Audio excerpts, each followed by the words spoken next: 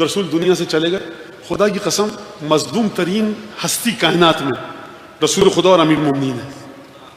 اول مظلوم بخدا امیر المومنین. یعنی کہ جب روایتیں پڑھتا ہے انسان دیکھتا ہے تو امیر المومنین یعنی کہ آدمی کی سمجھ میں نہیں آتا کہ ہو کیا رہا ہے. نہج البلاغہ پڑھو دیوانے ہو جاؤ گے, سمجھ میں نہیں آئے گا ہوا کیا. زیارتیں پڑھو امیر المومنین کی, سمجھ میں نہیں آئے گا کہ ہوا کیا.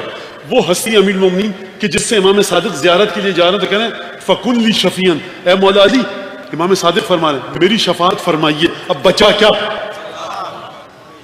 کہاں ہم اور تم ہیں کہاں پر. حرم کے چوکھٹ جا کے چوم دو نا, اسی بوسے کو خدا قبول کر لے تو خوشی سے مر جائے تو انسان کم ہے. کیا مطلب ہے امیر مومنین؟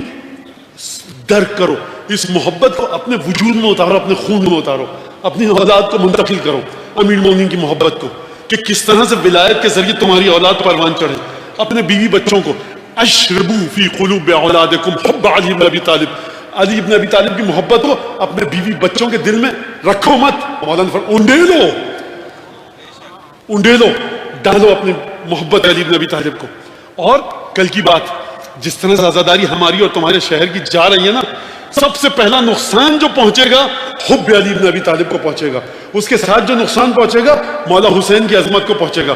اگر عزاداری میں گریہ حسین ابن علی اور ان کے ساتھیوں کے علاوہ کسی کے لیے ہو, علی بن ابی طالب بہت غیور ہے, نجاست کو قبول نہیں کرتا. علی بن ابی طالب کو صرف اپنے بچوں کا اور ان کے بچوں کے ساتھ جو وفادار تھا ان کا گریہ چاہیے.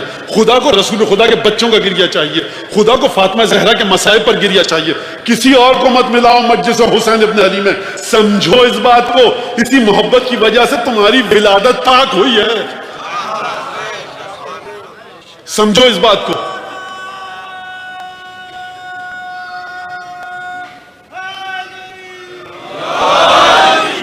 یہ چھوڑو ان سب باتوں کو. حسین زمان علی زمان, حسین زمان علی زمان حضرت حجت ابن الحسن ہے. یہ بات یہ ہمارے عقائد کے خلاف ہے, یہ بات اصول کافی کے خلاف ہے, یہ بات قرآن مجید کے خلاف ہے.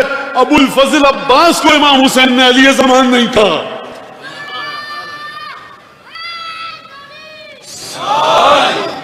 جرت پیدا کرو, جرت. لڑائی جھگڑے کی بات نہیں کر رہا میں. جہاں پہ یہ باتیں ہو رہی ہیں خاموشی سے چپل اٹھاؤ, پہنو اور نکل آؤ. طہارت جتنی طہارت ہو, جیسے ہی زمزم کے ساتھ قطرہ ملا نجاست کا زمزم نجس. سمجھو اس بات کو. یہ جو چیزیں بات آپ کو بتایا جا رہا ہے یہ بالکل غلط چیز ہے. ہمارے عقیدے سے اس کا کوئی تعلق نہیں ہے. ہاں کہیں پر فیکٹریاں لگی ہوں ہر دور میں ایک امام بنانے کو بناتے رہیں. ہمارا پہلا امام اسد اللہ الغالب امیر المومنین علی بن ابی طالب, آخری حجت ابن الحسن. سمجھو اس بات کو.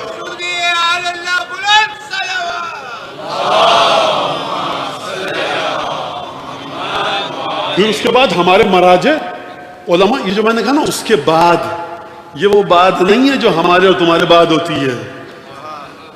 یہ وہ بات نہیں ہے. نور مطلق ہیں اور مراجع محترم ہیں.